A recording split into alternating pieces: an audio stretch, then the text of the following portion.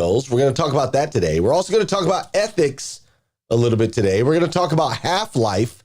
I don't know when the last time you talked about Half-Life is. And then keep in mind, we've also got the Good News Girls. That's right. They're back today with some really good news. We're talking some hero news, some really cool stuff. All that and more as we go on this incredible journey this week where we've been learning, or I should say, I've been sharing. Hopefully you've been learning, but I've been sharing the things that I learned in the 8 months that I spent studying Scientology about 15 years ago, I guess that was. Golly, I can't believe time flies. So all that and more, today's episode, GM3X. Let's grow.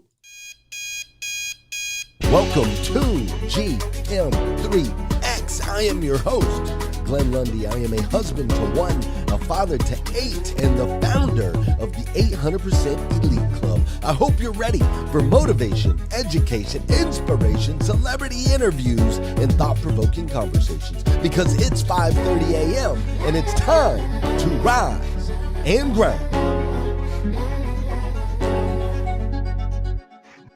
What up, all you crazy people? Good morning, good morning, good morning. How are you, my friend? How are you, my friend? Dude, today is Thursday. That's right, I believe. Yes, yesterday was Wednesday. Today is Thursday, August 18th, 2022.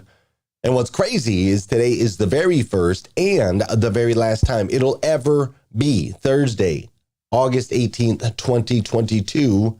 So I want to make sure we make the absolute most. And I do mean the absolute most of this absolutely incredible day. Hey, thank you so much for joining me here this morning. I see Tariq is in the building, Mary Kim, Jeremy Noling's up in here, Justin Conoco. I see Marilyn Wilkin and Renee and Marvin and Liza, Iffy and Core Element and BJ and Samantha. Thank you so much for choosing to spend your mornings with me. I'm super excited because we've been having an incredible conversation this week. What's up, Tom? It's great to see you over on Facebook. I've been having because you're over in Puerto Rico now, right? You're in a different place. That's awesome. So I have been, this has been a fun and interesting week here on the show. And so I have to kind of preface it a little bit so that everybody knows exactly what we're doing. About 15 years ago or so, I spent 8 months studying Scientology. I actually worked at the Church of Scientology and studied Scientology, and it was transformational in my life. Now, ultimately, while studying Scientology, they introduced me to this idea that we are spiritual beings. I shouldn't say idea. They introduced me to the truth that we are spiritual beings. Up till that point, I just thought we were mind, body, and no spirit. So they introduced me to this idea that we are 3D, not 2D. Now, I know a lot of times people find that confusing because they think Scientology doesn't have a concept of God, but ultimately the reality is Scientology does teach that there is an eighth dynamic, a supreme being, and they very much condone that you seek a spiritual understanding. The only difference is they don't have any dogma around how you seek that understanding. Catholic, Buddhist, Hindu, Christian, you do, you boo is basically their philosophy. So I spent that season of time there and ultimately connected on a spiritual level and started to research different religions and so on and so forth. Ultimately, I found my path to spiritual understanding through Jesus Christ, through the Bible, through his story, right? That was the path I am on. And so I am a Christian. I go to a Christian church every single Sunday, or every Sunday. I try to go every Sunday. I don't go every Sunday. I try to go every Sunday. And that is me in a quick nutshell, just so you have an intro. And with that said, Scientology was transformative to me. And so this week, what we've been doing is we've been talking about the things that I learned in that 8 months that I was working on staff and a member of the Church of Scientology, the things that were transformative for me that hopefully can make an impact on you as well. For example, earlier in the week, we talked about this book called Dianetics. This is a book that was written by L. Ron Hubbard, the founder of Scientology, also known as LRH. In that book, it teaches us about something called engrams, which are these stored traumatic events that are stored in our reactive mind, not our analytical mind, and ultimately can come back up and they can be triggered and cause us to act irrationally.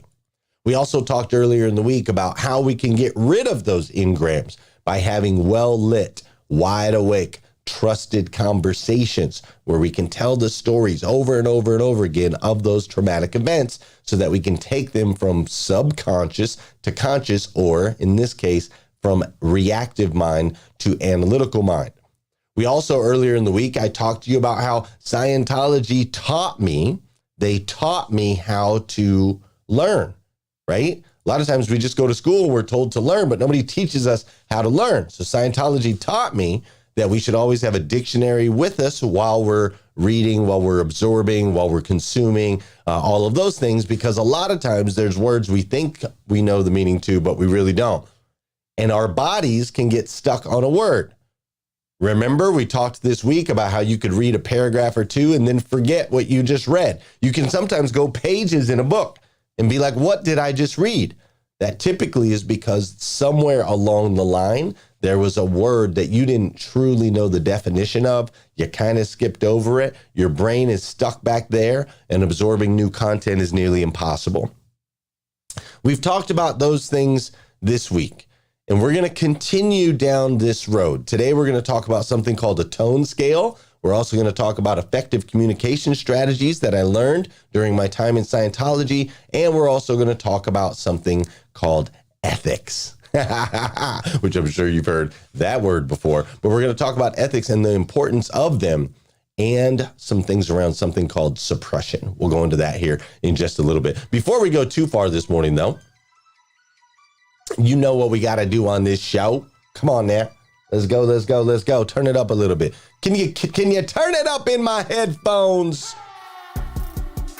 There we go. We got to do some dancing this morning. We got to get that body in motion. Listen, it's 5:39 a.m. Eastern time. As a matter of fact, drop what time it is for you in the comments right now. Drop what time it is for you in the comments. If you're on LinkedIn, drop what time it is for you. Facebook, drop what time it is for you. Over on Clubhouse, drop it in the chat. What time is it for you today? All right, because I don't know what time it is exactly where you are, but I do know it's time to get that body in motion. An object in motion tends to stay in motion. An object at rest tends to stay at rest. So we want to get moving this morning. Let's do some dancing wherever you are in the world. Fair enough? Let's do some dancing. This is also the part of the show where I need you to hit that share button. That's right. I need you to hit that share button, because I believe if we can change the way people start their day, it'll make a massive impact on this planet. And sometimes all it takes to change the way somebody starts their day is for you to hit that share button. 2:39 a.m., Gloria. Oh my goodness, it's early where you're at.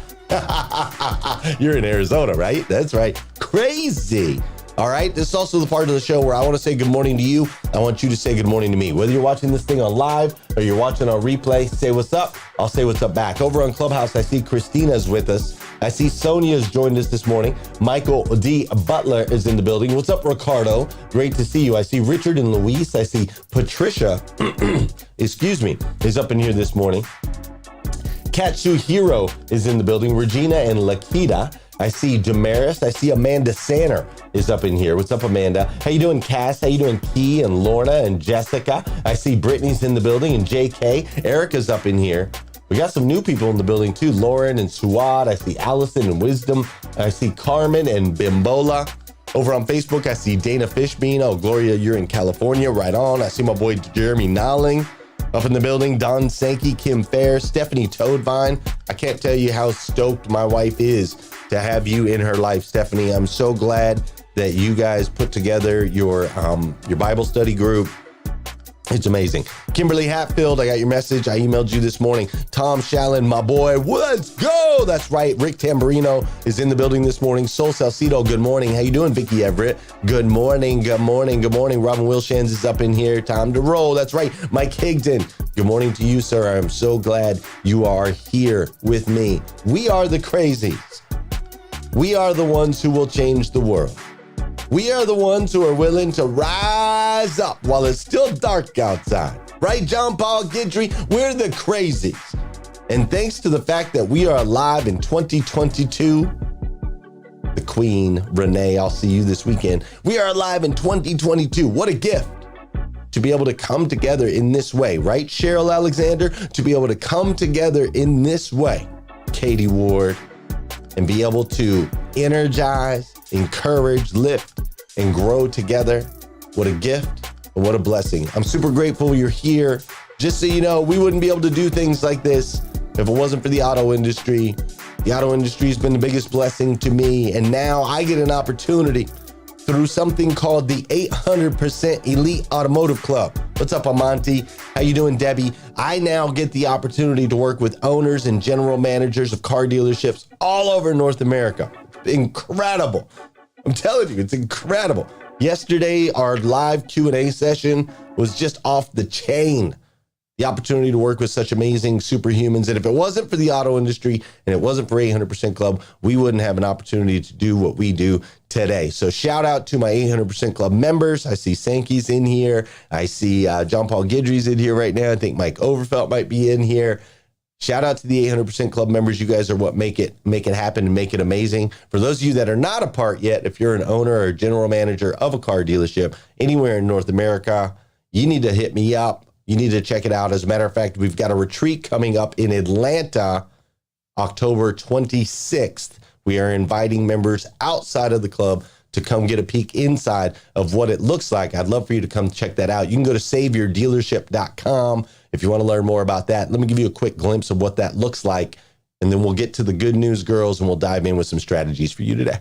Automotive dealer owners and GMs only, exclusively on October 26th, the Technology Matters Summit presented by 800% Elite Automotive Club. We are holding this event at one of the premier dealerships in the United States of America. We will be at Beaver Toyota in Cummins, Georgia. That's right, Beaver Toyota, led by Patrick Abad.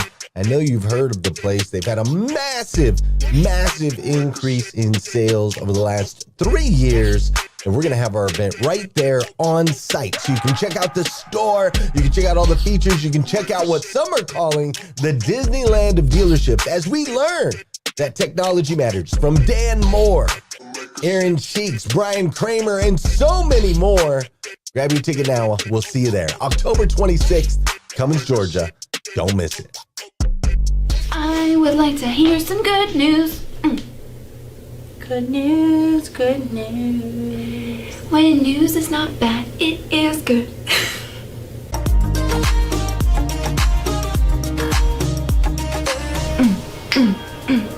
Good morning. Good morning. You're in a good mood today. Yeah, I'm in a great mood. I want to hear some good news though. Well, I have a great story out of Sacramento. Okay.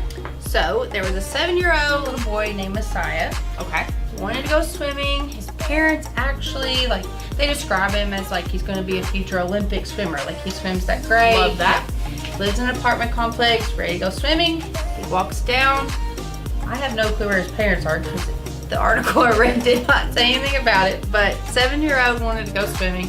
Walks down to the pool, the apartment complex, and sees a 3-year-old toddler drowning in the 6-foot portion of the pool.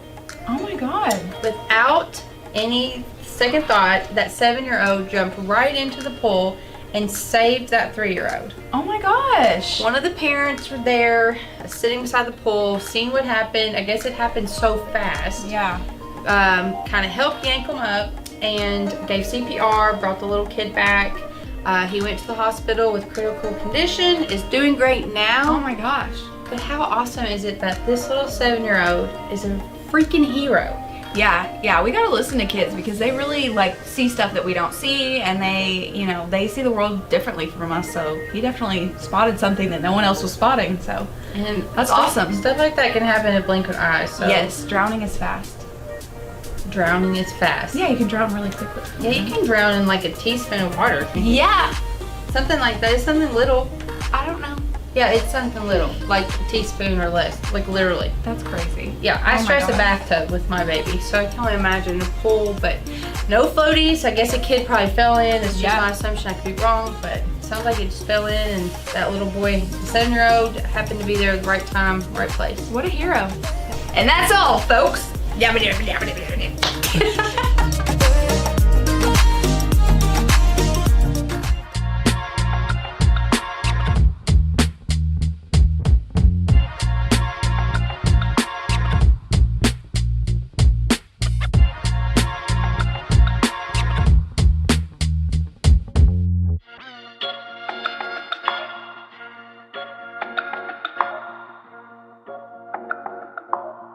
Jessica and Alex were just speaking of the different perspectives, right? How children can bring a different perspective. They see things differently than what we normally see. And that's one of the things I love about this space is we like to look at things from all angles. We like to check out all the different perspectives because I am a firm believer that all perspectives have value.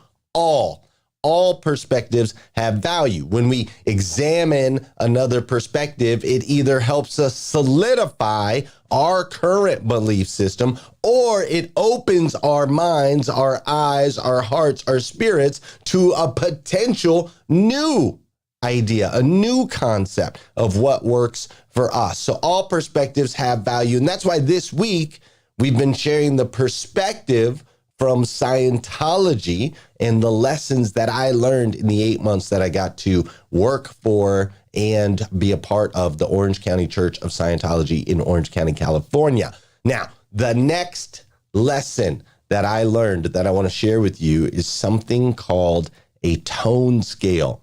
All right. Now, a tone scale, a full tone scale in the Church of Scientology starts at positive 40 and goes down to negative 40. 0 on a tone scale would be death. Okay? 0 would be death. So there are tones that are worse than death and vice versa. So on the positive side of the tone scale, the very top, the 40, is serenity of beingness.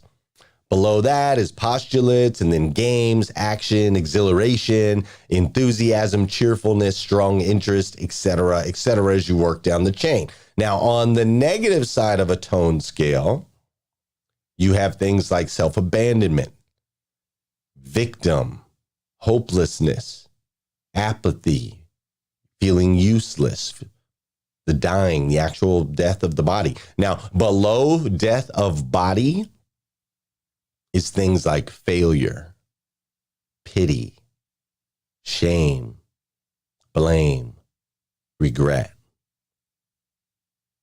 So what they taught us is understanding where people are on the tone scale, what emotion they're experiencing on the tone scale, allows us to connect with others on a deeper level. Because here's the thing. If I am at a place on the tone scale of shame, blame, regret, hopeless, way down on the tone scale, and you come at me all the way on the other side with exhilaration and ready to play games, we're not going to be able to connect. We're too far apart on the tone scale.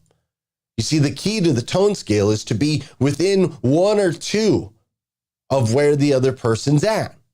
I'll give you a real life example of this in the auto industry. In the auto industry, when somebody came at me that was very agitated, they were very upset. Something negative happened with their vehicle, maybe in the service department, maybe on the sales side. Something negative happened and they were irate about it. When they came at me irate, if they were fully animated and I came at them like, oh, yes, sir. Okay, I understand. I'll try to take care of it. If I came at them at that tone, guess what would happen? They would actually get more frustrated. They'd say, dude, why aren't you taking this seriously? Do you understand? This is a life or death situation to me. And here you are just calm and collected, not okay. It was impossible to communicate. So it was important for me when somebody came at me at a level like mad, like extreme anger, agitated, I had to be within 2 of that tone. Now, my job was to bring them down. So I would go within 2 below their tone because I want to bring them, I want to peel them off the ceiling. If I match their tone, we're going to fight. If I'm even more aggressive than they are, it gets worse. But if I'm a little bit below and I say, sir, listen, I understand the seriousness of this situation. And with that said, we're going to get this handled. But I'm going to need you to drop it down a notch so that we can move forward. That heads us into some effective communication. Check out this video. One of the most crucial factors in achieving success in life is knowing how to handle other people. At times, the unpredictable nature of human behavior can make this seem difficult or even impossible. But if you had a tool that would identify the various human emotions and help you to understand the behavior associated with them, this would become quite simple. In Scientology, we call this tool the tone scale. This scale shows the successive emotional tones common to every person and assigns numbers to help delineate them. These emotional tones have predictable patterns. For example, did you ever try to talk to an angry man? Someone who is angry doesn't listen to what is said. He may even lie about what happened, or at least twist the facts. And more than likely, you feel worse after you talk to him. Upon examining it, you will find that all angry people have these and other attributes in common. People are not fixed in one tone. They move on the tone scale in response to the conditions they face in life. This can happen rapidly or over a long period of time. Many difficulties in life trace back to not understanding the nature of these emotional tones and how to deal with them. For instance, you've probably seen someone who was cheerful or enthusiastic receive bad news and then go into grief. Someone who can't identify the different emotions won't know how the person is going to react and may handle the situation wrongly. This can have consequences for oneself and one's relationships. By knowing what emotion you are seeing and what emotion you should in turn express, you will be able to communicate in any situation, no matter how difficult. The tone scale is of enormous value in life and in handling interpersonal relations by taking the mystery out of human behavior. Now, listen, if you're in sales or want stronger relationships, taking the time to understand the tone scale is so incredibly beneficial. It's helped my career a thousandfold. I can't explain how helpful it's been understanding other people's emotions and intelligence. Now, our other people's emotion and having intelligence around that. Now, it's also helped me as a speaker. When I'm a speaker on a stage, right? When I'm a speaker on a stage, I can monitor the audience. And by knowing where the audience is at, right? By knowing where they're at, then I can adjust my flow, I can adjust my pace, I can adjust my energy to represent a certain tone. All right. So if I'm too uptoned, too excitable, and the audience is down here, like we haven't brought that level up yet, there's going to be a disconnect. And so you'll notice anytime I speak on a stage, or even when you hear me in here, I'm going to speed things up a little bit. I'm going to slow things down. I'm going to bring you up and get you excited and get you dancing. And then I'm going to bring you back down because we're moving through these range of emotions because I want to be able to connect with you. It's important to me that you and I connect, that it's not just a listener-speaker situation, but that we're actually building a bond and a relationship, right? So understanding the tone scale is incredibly effective. Now, outside of Scientology, Jay, they just call this emotional intelligence.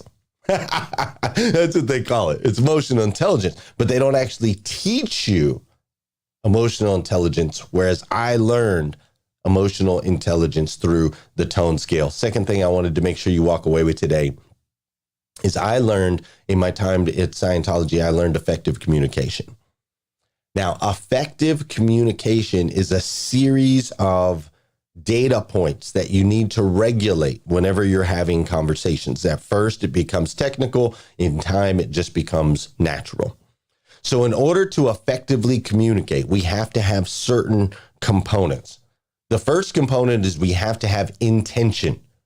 We have to intend to be heard in order to communicate effectively, right? Like if you're just, you don't need to mumble it, you have to whisper it or mumble it or anything like that, right? You don't have full-on intention to be heard, people will have a hard time communicating. Now, on the other side of intention, you have to have something called attention. Now, this is where my wife gets it wrong often. My wife will intend to be heard. However, she will not have my attention. And therefore, there is a break in communication. I might be watching a football game. My wife intends to tell me where she's going, what she's doing, what the plan is. She has not my attention. 5 minutes later, she's like, Glenn, and I'm like, what? And she's like, are you going to do that thing? And I'm like, what thing? And she's like, that thing I told you about. And I'm like, I don't remember you telling me about nothing. Because I might be in the room. But if you ain't got my attention, I will not hear you. You see, effective communication requires intention. I intend to be heard. Attention. The person on the other side, right? I have to have their attention. And then we also have to make sure that we include things like tone. Our tone when speaking to someone else matters. You guys know that, right? If somebody's crazy on the tone scale, if they're yelling at you, you're not going to hear them. If they're screaming at you, they're mad, they're angry, they're whatever, right? The tone is going to actually keep us because we're going to go into a defensive mode. We're going to go into protect. We're not listening. So in order to communicate effectively, you must have intention. You must have attention. You must have the proper tone. You also have to have something called duplication. Okay, duplication means the person on the other side can see visually in their mind exactly the picture that we are trying to paint. Like right now, I'm trying to paint a picture for you of what effective communication looks like. I have to make sure that with intention and your attention, using the right tones, that I can ultimately duplicate effective communication, the thought that is in my mind and what that looks like, I can duplicate that to you. There has to be duplication in order for us to effectively communicate. If you can't see it the way that I see it, then we haven't communicated effectively. We need to continue the conversation. That's a great one for leaders. A lot of times leaders will tell people what to do. They'll say the words, but they don't make sure that there's duplication, that the person on the other side actually understands the picture that you have in your head. So we have to have intention. We have to have attention. We have to have the right tone. We have to have duplication. Volume matters as well, right? Volume matters. If you're talking too soft where I can't hear you, that's a problem. If you're too far, or I'm sorry, if you're talking too soft and I can't hear you, that's a problem. If you're talking too loud, then that's a problem as well. Your volume matters. Also, the speed and the pace with which you speak matters. And distance. Don't forget distance. If you're too far away from me, we can't effectively communicate. But if you're all up in my face, we cannot effectively communicate either. So for all you close talkers, back on up. So I learned about effective communication, and it has helped me be a better communicator in so many ways. I've learned a lot of other things at the Church of Scientology. Things that I use every single day in my life today that have made me a better leader, a better coach, a better parent. Now, ultimately, I decided the religion itself was not for me. Ultimately, I made a decision and went down a path that led me to the Bible, that led me to Jesus, and ultimately led to my spiritual understanding and a spiritual connection. I connect spiritually through the Christian religion. With that said, I can't come here and tell you that that's the path for you. You have to figure out what is the path for you. You have to figure out how you get there. But here's a suggestion. If you've never explored, if you've only been told and only followed, and you've never explored, I suggest that you take the time to shift your perspective, to be open-minded to learning from other places and other things, so that you can solidify your journey, solidify your walk, solidify your connection, and also quite possibly be introduced to some new concepts that can make a massive impact in your life. You see, here's what I believe.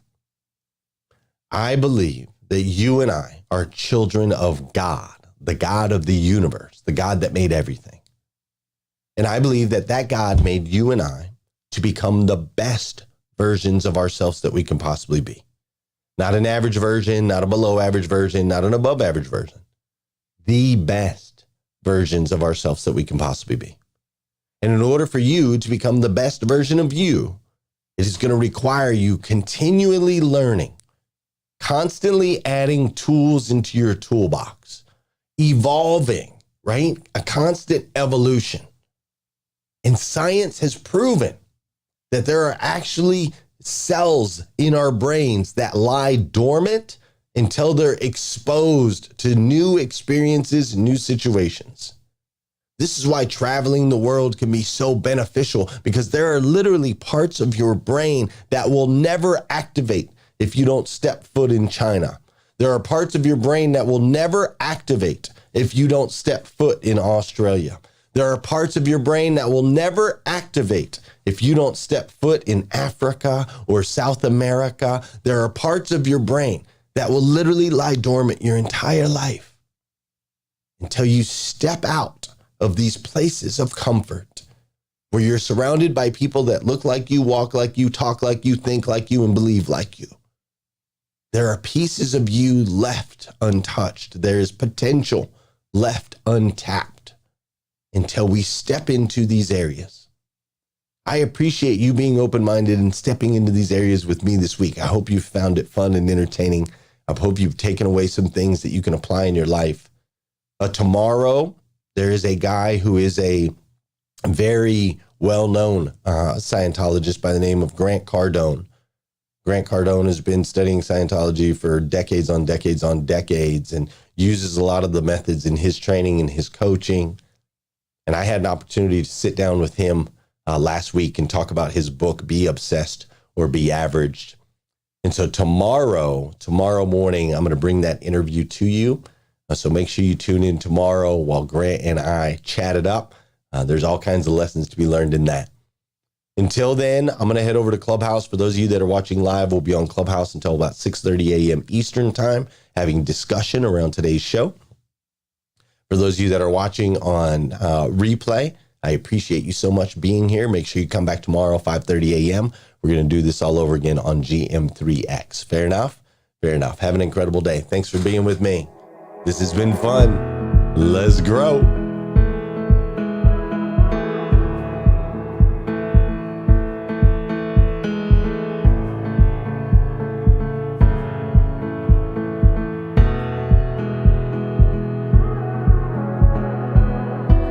You're not so far away. I saw you not so long ago. Was it just yesterday? Got that old feeling that I know. In the dark of the night, I'll be alright. The sun will rise.